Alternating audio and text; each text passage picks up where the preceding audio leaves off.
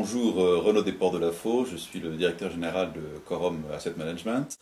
Au sein de Quorum Conviction, finalement, rechercher deux grands buts. Le premier, c'est un rendement, et vous l'avez compris, c'est de servir un rendement à travers le dividende qui sera au minimum de 6%, mais c'est aussi la mutualisation des risques à travers notamment la diversification des classes d'actifs dans lesquelles nous allons investir, mais aussi la diversification des importations géographiques. Alors ça va passer par des choses très différentes et qui ne seront pas prédominantes. En commerce, nous regarderons les murs de boutique, nous regarderons les boîtes commerciales dans les zones d'activité récentes, nous regarderons des locaux d'activité et des locaux d'activité mixtes, nous regarderons des bureaux, mais nous regarderons aussi les parkings à Paris et en région parisienne et en région, et nous regarderons aussi des secteurs comme la santé, qui, comme vous le savez peut-être, permettent de bénéficier de baux très long terme, souvent où l'ensemble des charges sont supportées par le locataire, donc c'est un rendement complètement net pour le propriétaire.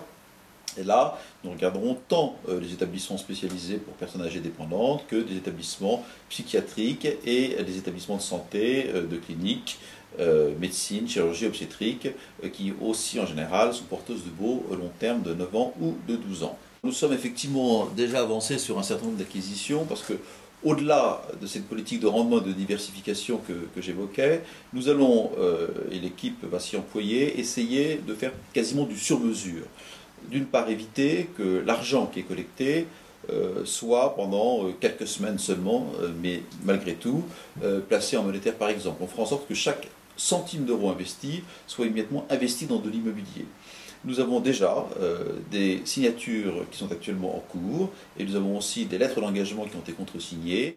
Tous les actifs que nous allons acheter, nous allons faire en sorte qu'ils oscillent dans une fourchette de 7,50% à 8,50%. Et si nous faisons mieux, tant mieux.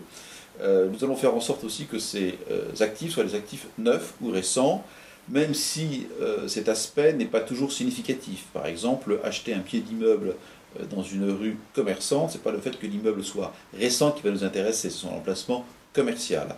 Mais cet objectif de 7,50-8,50%, nous sommes aujourd'hui en plein dedans. Le sourcing que nous réalisons, c'est-à-dire les dossiers qui nous sont apportés, sont nombreux. Les engagements qui sont pris aujourd'hui sont significatifs. Donc nous savons que sans difficulté, nous allons pouvoir honorer la collecte par ce type d'investissement. Vous avez comme objectif de développer d'ici quelques mois ou quelques années des acquisitions sur l'Europe. Comment faire une bonne affaire en Europe depuis Paris? Oui, nous pouvons acheter en Europe à partir de Paris, en précisant d'abord que le principe de base que nous appliquons en province, en France, nous l'appliquons sur le reste de l'Europe aussi. Chaque actif acheté, même si c'est une petite ligne, nous nous déplaçons systématiquement pour, d'une part, visiter l'actif et comprendre cet actif dans son marché. C'est la première remarque.